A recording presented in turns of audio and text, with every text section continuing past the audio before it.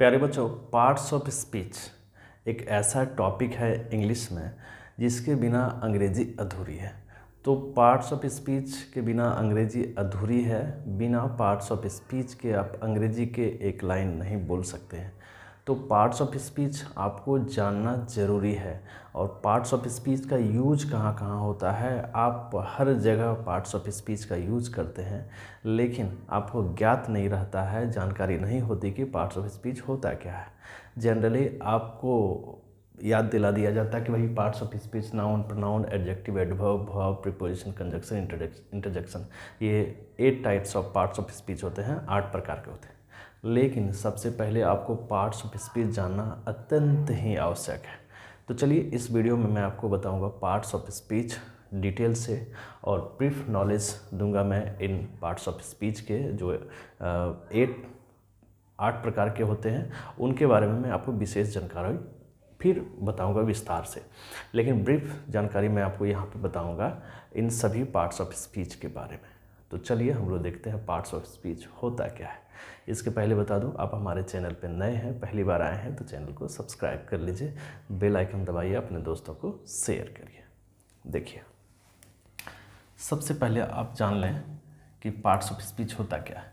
देखिए, पार्ट का मतलब हो गया भाग, खंड या टुकड़ा। स्पीच का मतलब हो गया सेंटेंस। यहाँ तक क्लियर है? यहाँ तक क्लियर है।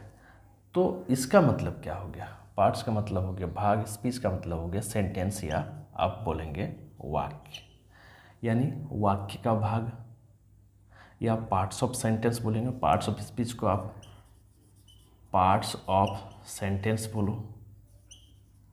हिंदी में बोल सकते हैं तो वाक्य, वाक्य का भाग या खंड इत्यादि।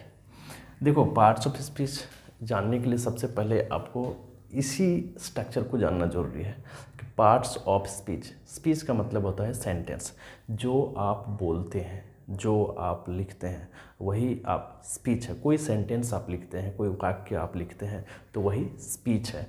और उसी के पार्ट को हम लोग बोलते हैं पार्ट्स ऑफ स्पीच। पूरा बोलते हैं हम लोग पार्ट्स ऑफ स्पीच, है ना। तो पार्ट्स ऑफ स्पीच यानी वाक्य का भाग या वाक्य का खंड, या यूँ कहें कि भाग किसका या खंड किसका, सेंटेंस का।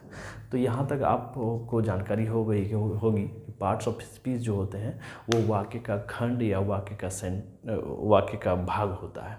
यानी कोई भी वाक्य लिखते हो तो उसमें कौन कौन से भाग हैं, उसके कितने पार्ट हैं, वो आप पार्ट्स ऑफ स्पीच के नाम से जान सकते हैं। और बातें क्लियर यहाँ इस सेंटेंस से हो जाएगी। देखो,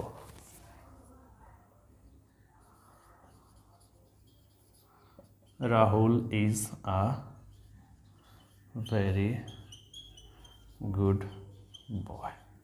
देखो, ये एक सेंटेंस है, ये एक सेंटेंस है, और यहीं से आपको देखना है पार्ट्स ऑफ स्पीच। मैंने बताया कि पार्ट्स ऑफ स्पीच जो होता है वो सेंटेंस का पार्ट है, यानी पार्ट्स ऑफ सेंटेंस होता है। तो ये पूरा जब सेंटेंस है Rahul is a very good boy, तो इसका पार्ट क्या होगा भाई? इसका पार्ट क्या होगा, ये तो जानना है ना, तभी तो आप जान पाएंगे कि पार्ट्स ऑफ स्पीच है क्या। तो सेंटेंस का पार्ट है।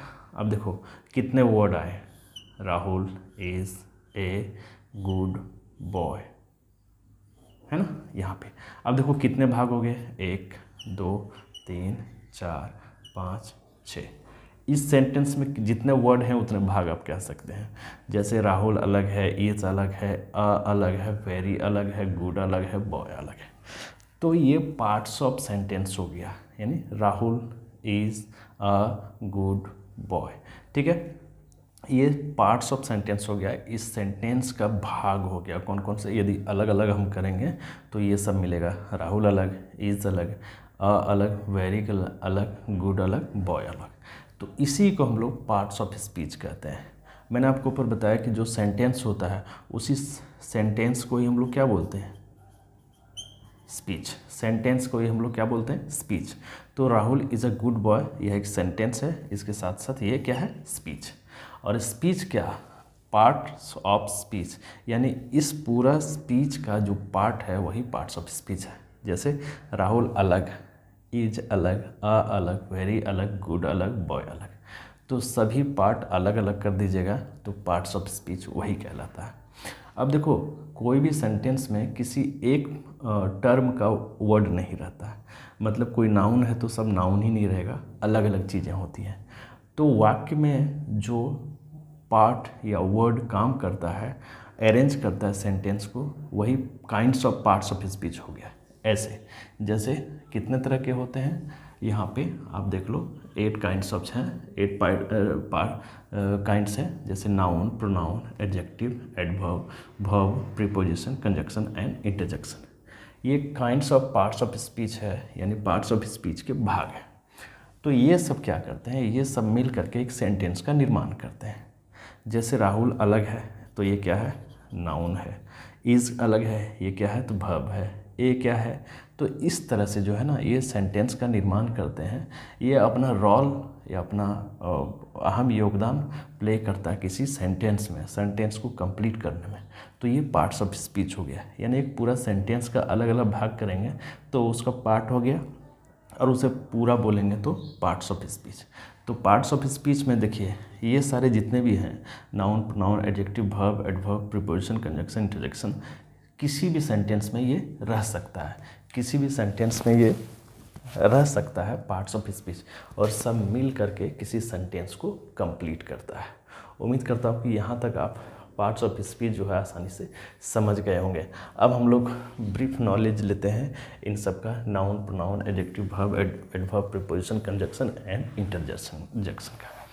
अब झटपट चैनल को सब्सक्राइब कर लीजिए, बहुत रोचक वीडियोस मैं यहाँ पे आपको बता रहा हूँ। सबसे शुरुआती दौर में सबसे पहले यही रटाया जाता है, सिखाया जाता है कि पार्ट्स ऑफ स्पीच जो है वो क्या है। तो जनरली लोग यही करते हैं, सभी को याद कर लेते हैं, ये सभी पार्ट्स ऑफ स्पीच को याद कर लेते हैं, लेकिन आपको इन सब के बारे में जानकारी रखना ज़रूरी है। तो चलिए पहला हम लोग देखते हैं पार्ट्स ऑफ स्पीच का पहला भाग, नाउन। देखिए, नाउन जो है ना, तो नाउन का सिंपल डेफिनेशन आप कह सकते हैं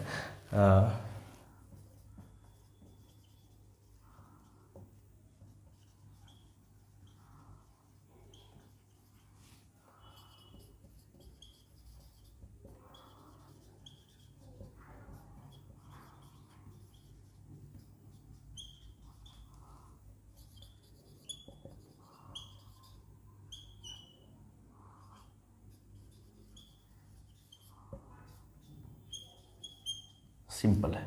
देखिए, नाउन का डेफिनेशन से हमें समझ आ जाएगी कि नाउन है क्या। A noun is the name of a particular person, place, animal, thing और आइडिया। यानी नाम जो है, नाउन जो है किसी पर्टिकुलर चीज़ का नाम, किसी पर्टिकुलर चीज़ का नाम, कोई पर्टिकुलर पर्सन हो, कोई particular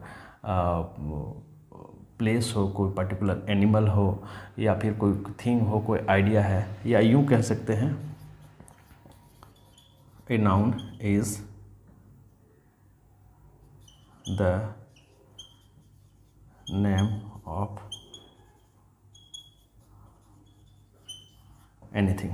a noun is the name of anything. A noun is the name of anything. यानी कहने का मतलब सीधा हो गया कि नाउन जो है किसी किसी भी चीज़ का नाम है, किसी भी चीज़ का नाम जो है वो नाउन है। चाहे वो नाम जो है किसी प्लेस का नाम हो सकता है, किसी व्यक्ति का नाम हो सकता है, किसी आइडिया का नाम हो सकता है, किसी एनिमल का नाम हो सकता है, इत्यादि। कैसे है तो आप समझ सकते हैं। यहाँ पे देखिए, मैं आपको बता रहा हूँ। जैसे आप ये देख पा रहे हैं बोर्ड, यहाँ हाथ में देख पा रहे हैं पेंसिल, इत्यादि। जैसे ऊपर हमने एक सेंटेंस लिया था, Rahul is a very good boy. ये देखिए, ये एक स्पीच है और इसका एक पार्ट है नाउन। तो राहुल जो है किसी व्यक्ति का नाम है, तो ये क्या है, नाउन। यहाँ से आपको समझ में आ गया होगा कि किसी भी स्पीच में, किसी भी स्पीच में जो नाउन है किसी भी मतलब यूँ कह सकते हैं कि किसी भी सेंटेंस का एक पार्ट जो है नाउन है, मतलब कि स्पीच का एक पार्ट जो है नाउन है। ठीक है। उसी तरह बोर्ड देख सकते हैं, पेंसिल देख सकते हैं, कैमरा देख सकते हैं, फ़ोन देख सकते हैं, पंखे देख सकते हैं इत्यादि, लाइट देख सकते हैं, दीवारें देख सकते हैं। दीज जो भी जितने भी नेम है या आप अपने पास जितने भी चीज़ें देखते हैं अपने आसपास, वो सभी क्या है, वो नाउन है। और नाउन का योगदान क्या होता है सेंटेंस में, या तो वो सब्जेक्ट के रूप में भी काम करता है या सेंटेंस पे कहीं भी वो रह कर के वो काम करता है। जनरली सब्जेक्ट के रूप में नाउन भी काम करता है।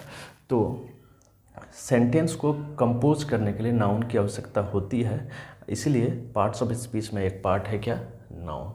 तो यहाँ पे आपने समझ लिया कि देखिए Rahul is a good boy, Rahul is a very good boy. यहाँ पे राहुल क्या है, नाम है, ये नाम है, तो इसका मतलब ये नाउन है। तो जो जिन चीज़ों का भी नाम है आप अपने आसपास देखते हैं वो सभी नाउन है। तो उम्मीद करता हूँ कि नाउन की थोड़ी जानकारी आपको यहाँ पे मिल गई है। अब हम लोग चलते हैं प्रोनाउन। अगला पार्ट हम लोग देख लेते हैं प्रोनाउन क्या है भाई। तो देखिए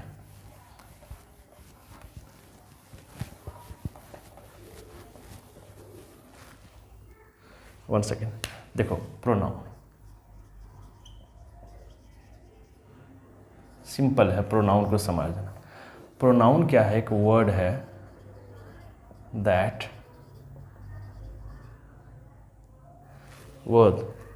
इज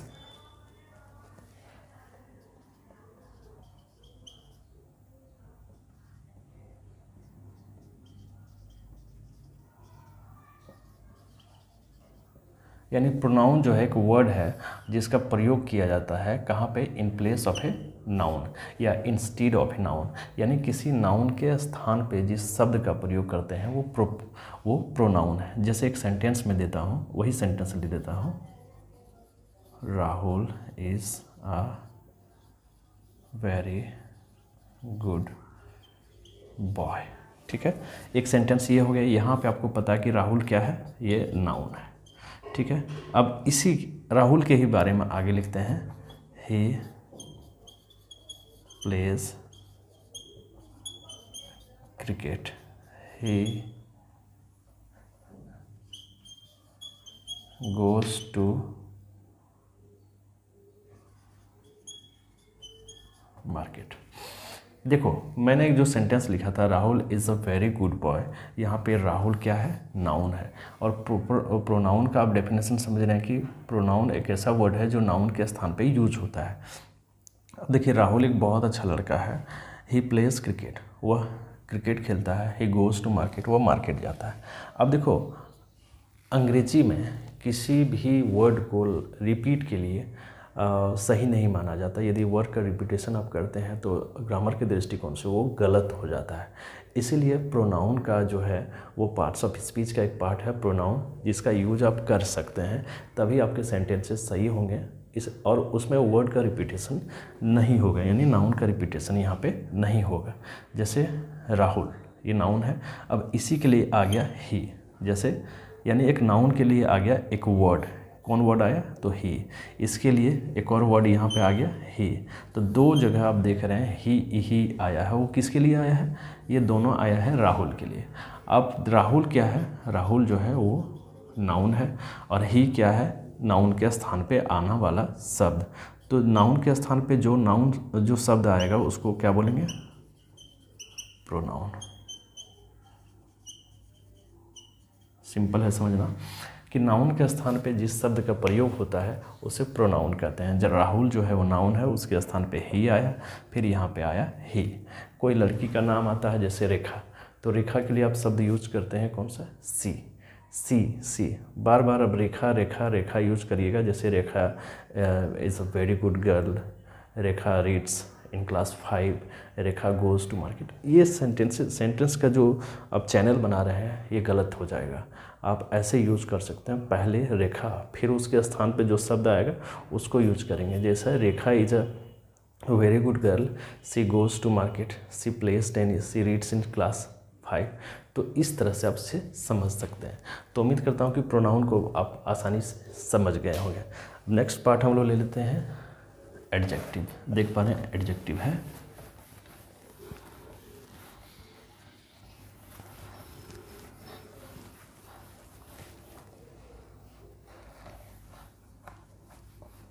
1 सेकेंड, आप चैनल को सब्सक्राइब करते रहिएगा। बहुत ही रोचक वीडियो ये हो रहा है, अपने दोस्तों को शेयर करो, लाइक और सब्सक्राइब कर लो चैनल, है ना।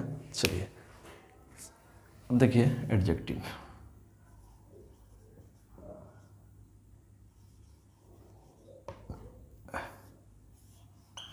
देखिए एडजेक्टिव भी ना बहुत ही रोचक है, पार्ट्स ऑफ स्पीच में एडजेक्टिव बहुत ही रोचक है। इसके बिना आप सेंटेंस भी लिख पाना मुश्किल हो जाता हो, तो एडजेक्टिव को समझना ज़रूरी है। देखो एडजेक्टिव क्या करता है, डिस्क्राइब्स अ नाउन और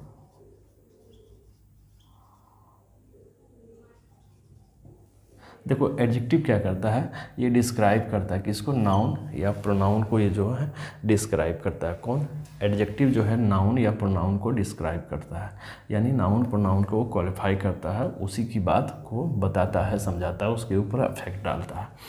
तो एडजेक्टिव क्या करता है, नाउन और प्रोनाउन की विशेषता को बतलाता है, उसकी व्यथा को वो बताता है, ये कह सकते हैं। यानी नाउन और प्रोनाउन पे इसका इम्पैक्ट बहुत ज़्यादा रहता है। जैसे आप सेंटेंस को लिखेंगे,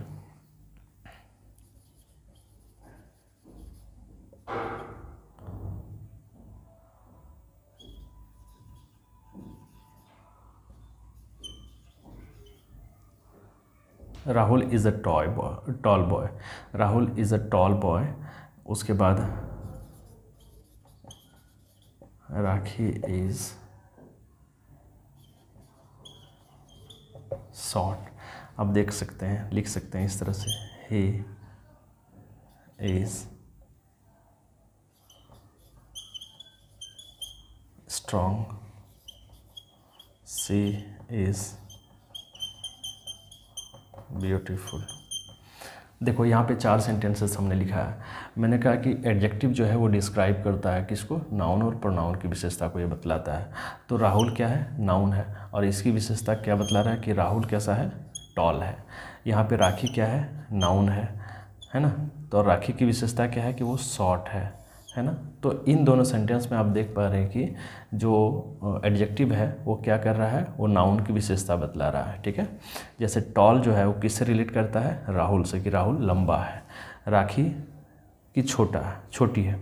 अब यहाँ देखें प्रोनाउन, यहाँ इसके पहले मैंने आपको बताया था कि प्रोनाउन जो होता है वो नाउन के स्थान पे यूज होने वाला शब्द है ना। तो यहाँ पे आप देख पा रहे हैं कि ही जो है वो किसी पुरुष के साथ यूज कर सकते हैं। अब देखो यहाँ स्ट्रॉन्ग जो है ये किसकी विशेषता बतलाता है, ही का मतलब वह होता है, ही का मतलब वह होता है।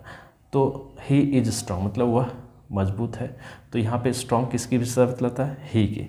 तो ही क्या है, ही है आपका प्रोनाउन, ही क्या है, प्रोनाउन। यहाँ पे देखो सी क्या है, प्रोनाउन, और सी की विशेषता क्या है कि वो ब्यूटीफुल, ये इसकी विशेषता बतला रहा है। तो सी क्या है, सी जो है ये प्रोनाउन है। यानी यहाँ पे आपने देखा कि नाउन और प्रोनाउन की जो विशेषता बतलाता है उसको क्या बोलते हैं, एडजेक्टिव। नाउन और प्रोनाउन की विशेषता बतलाने वाले शब्द को एडजेक्टिव कहते हैं, और सेंटेंस के माध्यम से मैंने आपको समझाया और दिखाया। उम्मीद करता हूँ कि ये वीडियो आपको बहुत पसंद आ रही है। अपने दोस्तों को लाइक और शेयर करिए। हम लोग नेक्स्ट पार्ट देख लेते हैं, पार्ट्स ऑफ स्पीच का, है ना। चलिए next part is adverb.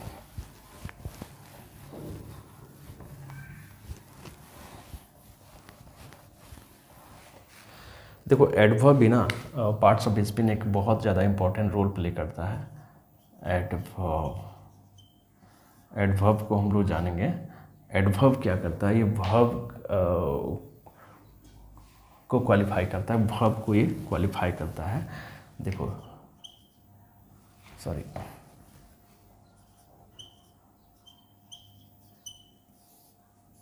Adverb क्या करता है, ये वर्ब को क्वालिफाई करता है ना, ये वर्ब को क्वालिफाई करता है एडवर्ब। तो एडवर्ब भी बहुत ज़्यादा इम्पोर्टेंट रोल प्ले करता है ना। ये क्या करता है, describes a verb, describes a verb. Adverb क्या करता है, वो डिस्क्राइब्स अ वर्ब,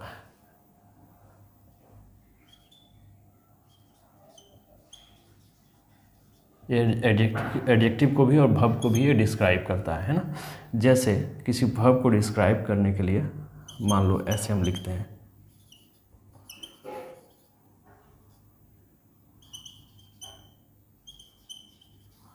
देखो सी सिंग्स लाउडली।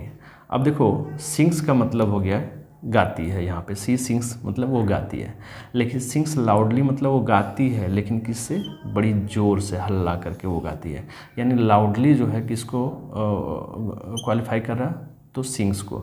और सिंग्स क्या है, सिंग्स क्या है, वर्ब है। सिंग्स क्या है, वर्ब है। तो यहाँ से आप देख पा रहे हैं कि एडजेक्टिव जो है वो किसी वर्ब को क्वालिफाई, सॉरी एडवर्ब जो है किसी वर्ब को क्वालिफाई करता है ना। चलिए और कुछ सेंटेंस लिख सकते हैं। Ram runs slowly, Ram runs slowly. देखिए राम रन्स मतलब राम दौड़ता है, स्लोली का मतलब धीरे धीरे, यानी दौड़ना का रिलेट किससे कर दिया गया है, यानी ये स्लोली का वो किसी वर्ब को, यानी यहाँ जो वर्ब है वो कौन है, रन्स, इसको जो है वो डिस्क्राइब करता है। तो यहाँ से आप समझ पा रहे हैं कि एडवर्ब जो है किसी वर्ब को क्वालिफाई करता है। जैसे सिंग्स लाउडली, तो यहाँ लाउडली किसको क्वालिफाई किया, तो सिंग्स को, और यहाँ स्लोली किसको क्वालिफाई किया, तो रन्स को, जो एक वर्ब है। देखो रन्स ये क्या है, वर्ब। दोनों सेंटेंस में आपने देखा कि लाउडली और स्लोली जो क्वालिफाई कर रहा है वो किसको कर रहा है, वो वर्ब को क्वालिफाई कर रहा है। उम्मीद करता हूँ कि ये वीडियो आपको बहुत अच्छी लग रही है। अपने दोस्तों को लाइक सब्सक्राइब जरूर कर लीजिए, चैनल को अपने दोस्तों को शेयर करो, लाइक करो और सब्सक्राइब करो। नेक्स्ट पार्ट हम लोग लेते हैं वर्ब। देखो वर्ब क्या है, ये बहुत ज़्यादा इम्पोर्टेंट हो जाता है किसी भी सेंटेंस को लिखना। तो वर्ब जो है ना बहुत ही इम्पोर्टेंट रोल प्ले करता है। ये किसी एक्शन को और एक्सपीरियंस को डिस्क्राइब करता है, आपके एक्शन और आपके एक्सपीरियंस को वो डिस्क्राइब करता है। सीधा सा मतलब हम लोग समझते हैं, डिस्क्राइब्स एंड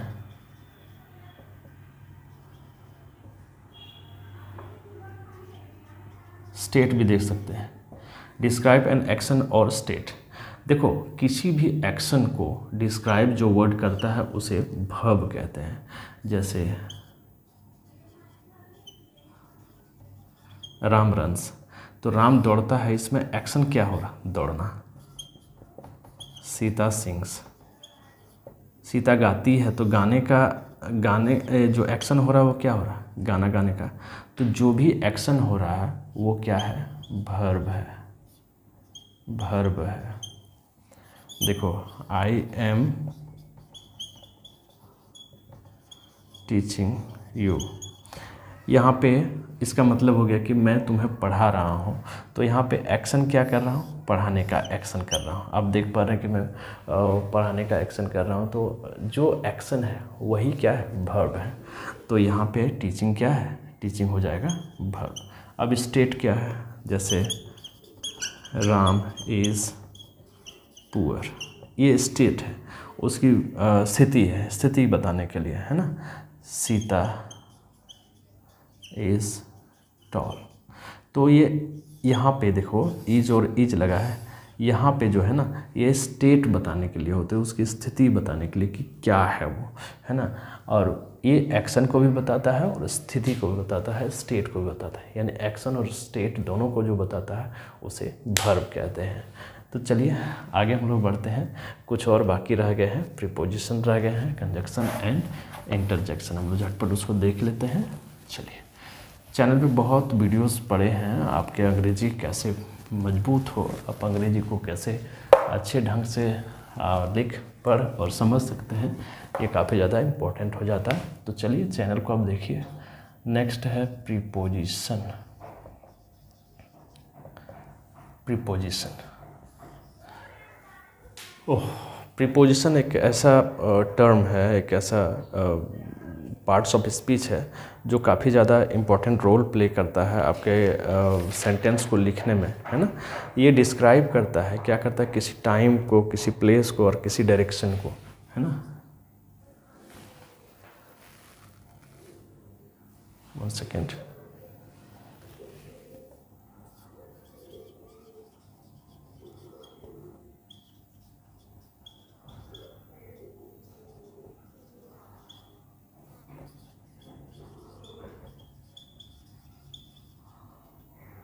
देखिए प्रीपोजिशन जो होता है वो किसी प्लेस को, किसी टाइम को, किसी डायरेक्शन को डिस्क्राइब करता है। मैं कुछ सेंटेंस बताऊंगा, इन सेंटेंसेस के माध्यम से मैं आपको समझाने का प्रयास करूंगा कि कैसे प्रीपोजिशन जो है किसी टाइम को, किसी डायरेक्शन को, किसी प्लेस को कैसे डिस्क्राइब करता है। जैसे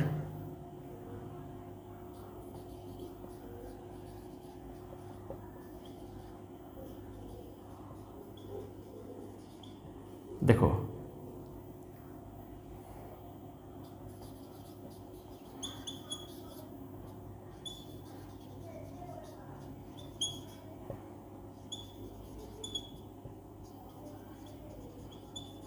तीन सेंटेंस मैं यहाँ लिख रहा हूँ।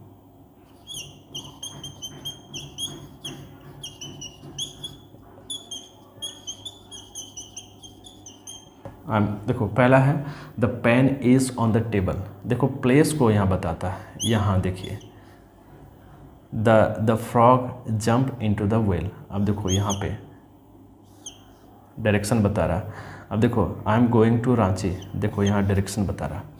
तो यहाँ पे अब देख रहे हैं कि किसी भी नाउन के पहले, अब ये भी चीज़ ध्यान में रखना कि प्रीपोजिशन जो है वो यूज्ड होता है, ये यूज होता है बिफोर नाउन। किसी भी नाउन के पहले जो है प्रीपोजिशन का यूज होता है।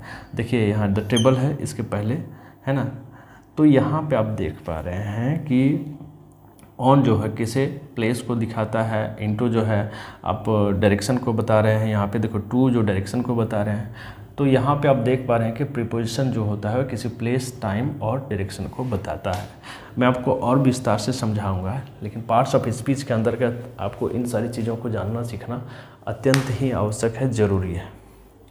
चलिए हम लोग नेक्स्ट पार्ट ले लेते हैं, conjunction. Next part is conjunction and then interjection. तो कंजक्शन के बाद हम लोग इंटरजेक्शन को देखेंगे। तो पार्ट्स ऑफ स्पीच में अभी तक आपने 6 पार्ट्स को देख चुके हैं और पार्ट्स ऑफ स्पीच के जो डेफिनेशन है उसको भी समझ चुके हैं, और बहुत ही सरल और तरीके से मैं आपको पार्ट्स ऑफ स्पीच समझा और बता और सिखा रहा हूँ, है ना। चलिए conjunction.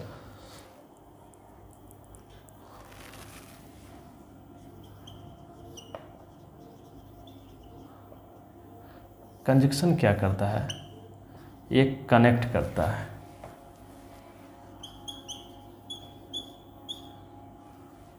One second. Connect words, phrases, clauses and sentences. देखो कंजक्शन क्या करता है, कंजक्शन शब्द से ही आपको पता चल गया कि कंजक्शन जो है कंजक्ट करता है, सेंटेंस को, फ्रेज को, वर्ड को जोड़ता है आपस में। तो वर्ड और फ्रेज और क्लॉज और सेंटेंस को जो जोड़ता है उस वर्ड को हम लोग क्या बोलेंगे, कंजक्शन बोलेंगे। जैसे देखो, वन सेकेंड, ऐसे ले लीजिए।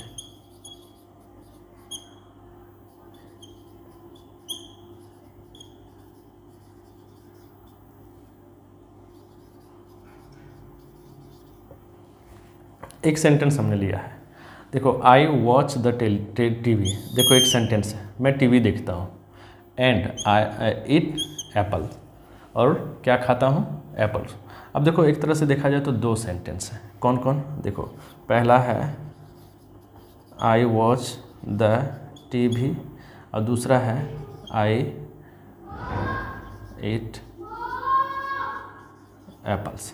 देखो यहाँ पे दोनों आई ही है, यानी सब्जेक्ट आई है, इसलिए यहाँ पे एक ही सब्जेक्ट रहा। तो आई वॉच द टीवी, मैं टीवी देखता हूँ। आई ईट एप्पल्स, मैं सेब को खाता हूँ। लेकिन ये दोनों सेंटेंस को जोड़ा कौन है? एंड जोड़ा है। तो यहाँ पे देख पा रहे हैं कि कैसे सेंटेंस को जो है शब्द जोड़ता है, और जो शब्द जोड़ता है उसी को कंजक्शन बोलते हैं। क्या बोलते हैं? कंजक्शन बोलते हैं। अब आगे और भी देख सकते हैं, वर्ड्स को, फ्रेज को, क्लाउज को, सभी जो है वो सेंटेंस को जोड़ता है। जैसे दैट हो गया, बिकॉज हो गया, दीज आर द वर्ड्स हैं जो सेंटेंस को कनेक्ट करते हैं। जैसे दैट, बिकॉज, तो ये सारे जो वर्ड्स हैं, ये सेंटेंस बहुत सारे हैं, ये सारे जो वर्ड्स हैं इस सेंटेंस को कनेक्ट करता है। जैसे he says that he is a good boy, तो यहाँ पे दैट हो गया, कनेक्ट कर रहा है सेंटेंस को। I am going there because he is serious, मैं वहाँ जा रहा हूँ क्योंकि वो सीरियस है। यहाँ देखो बिकॉज भी सेंटेंस को जोड़ा। तो इस तरह से देख रहे हैं कैसे सेंटेंस को जोड़ता है, जो शब्द सेंटेंस को जोड़ता है वो कंजक्शन कहलाता है। एंड लास्ट वन, हम लोग बिल्कुल एंड की ओर हैं। हम लोग लास्ट वर्ड को देख पा रहे हैं, देखेंगे और समझेंगे कि लास्ट वर्ड जो है वो इंटरजेक्शन है। इंटरजेक्शन,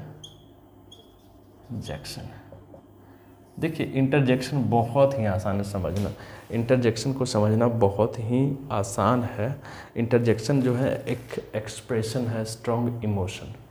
यह एक्सप्रेस करता है, यह एक्सप्रेस करता है, क्या करता है? स्ट्रॉन्ग इमोशन को, स्ट्रॉन्ग,